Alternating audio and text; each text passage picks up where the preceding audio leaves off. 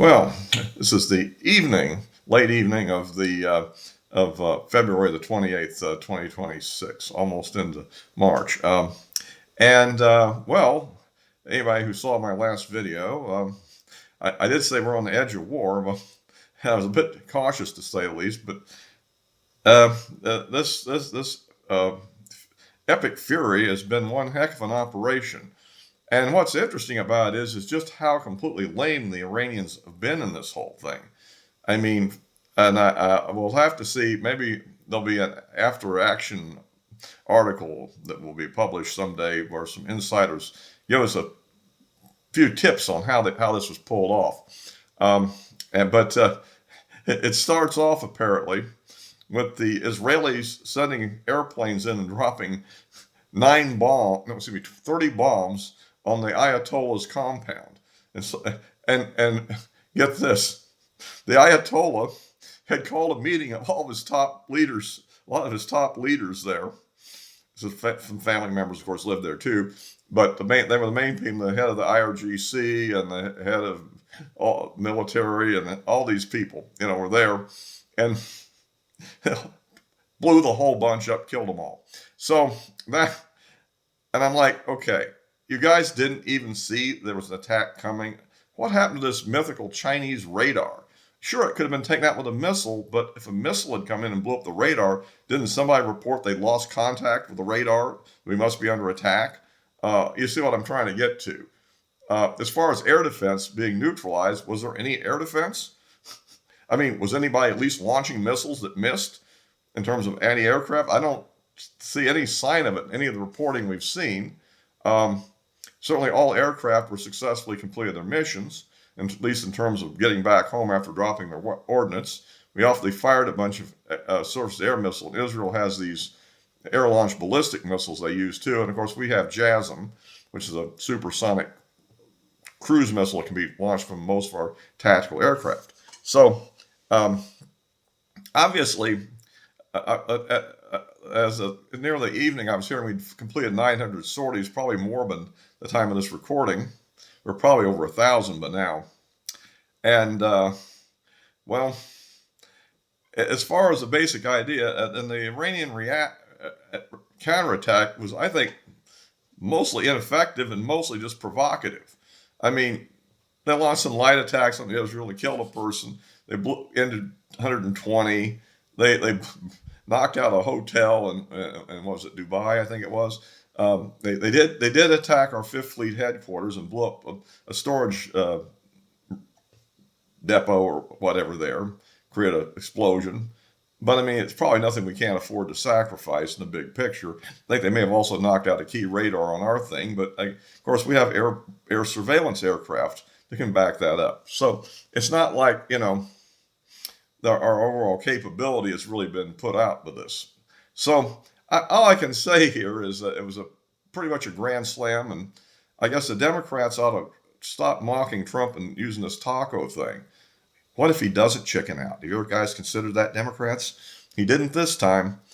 So maybe I was chickening out, but he didn't. So all I can say is, well, and my other comment when I saw this happening, it's like, okay, if there's no choice but total commitment now. I mean, you don't go halfway with this thing.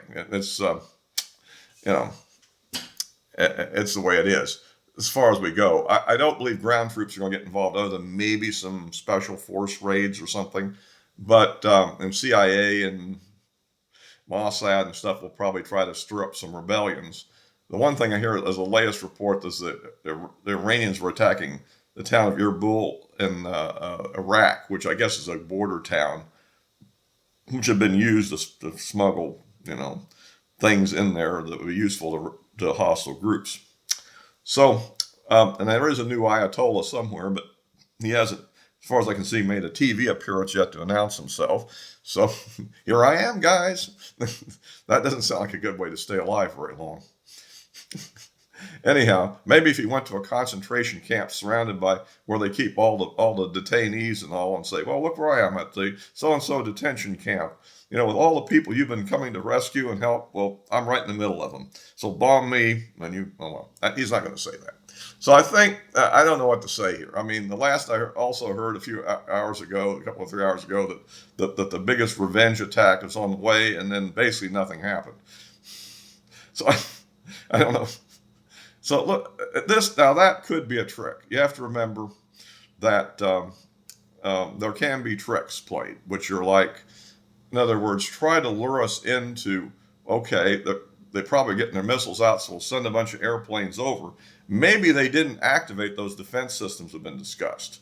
Maybe they're hidden away. That's a tactic. I mean, they got some Russian airplanes like that in Ukraine, like that too, you know, where they, they basically there was no obvious defense site there. Then they lured a Russian plane in, and then all of a sudden they turn on the radar and fire a missile at Patriot or whatever and blow it out of the air. It's called a sambush, I think it's called. So that's possible what they're trying to do, maybe. I mean, and maybe we'll just have to follow this thing. But right now, the political thing, that's what I was worried about. And it looks like there's going to be a lot of hostility from the Democrats, but on balance, and of course, Massey, which is complete. That guy's a disgrace. I mean, but anyhow, but the point is that I don't think they're going to be able to actually, do much about it at present, as long as we can keep our casualties to right now, as I understand, they're basically zero. Although this attack on this one place in Iraq could be trying to find a concentration of U.S. troops that are doing, support for the Iraqi government, and they might want to. I mean, it looks to me right now they may just be hunting for American bodies because of political thing. In other words, not for any military effect, and that's possible what they might be up to. So I don't, and there's also the fact that they may have these terrorist cells who may want to join the Ayatollah in the afterlife and his paradise he's gone into now, and they might want to join him and commit some suicide terrorist attacks. So there's always that possibility, and supposedly we've got, 5,000 illegal Iranians in the country, and while most of them are probably just looking for a way out of Iran and some better opportunity, whether legal or illegal, some of them might have come from other purposes. It only takes a few to really be a problem. So, especially with Homeland Security funding on hold because of the Democrats. So, anyway, that's kind of my read tonight. I'm not going to try to claim what the ultimate outcome of this is. I mean, it may well be that at some point the new Ayatollah and company have decided that the best thing to do is just to stand down for the moment, play possum. Hey, Trump, you got us. We're dead. And just lay low and basically just keep alive and keep those best missiles they allegedly have got somewhere squirreled away in their tunnels, and just keep them in the tunnels and keep them from getting blown up and kind of wait for us to stop bombing. And I mean, at some point, we're probably going to have killed all the really obvious priority targets. And as they go to lower and lower targets, they're likely to have more collateral damage misses where they hit something that they didn't claim to. Plan to. So it's hard to know what's going to happen next. Or maybe they really do have this set of good missiles they're going to fire from somewhere, and all of a sudden some big damage will be done. But so far, their performance here is way less impressive than during the 12-day June war of last year. And that's definitely the case at the moment. But again, which I'm trying to remember, it was one of the Japanese islands. I think it was Okinawa. I think that's the one where we were expecting this fierce Japanese resistance, and then the resistance on the beachheads were pretty light, and we went in with not much trouble. And then all of a sudden, when we got deeper in there, we got into a real mess. That they kind of waited for their time. So this may be what's going on here. That Team A was the things that are obviously going to be destroyed if they're not used or fired immediately. And Team B, the things that are buried deep, are being kept for some later use. We just don't know yet, but we'll keep on it. But I do think that the cynic crowd on a lot of these podcasts may be overestimating our opponent's ability sometimes. So anyway, I'll be wrapping this up. If you like these videos, please like, subscribe, and click the bell for notifications, or you can follow me on Rumble, so I post there as well. And I'm just going to wrap this up here. Also post my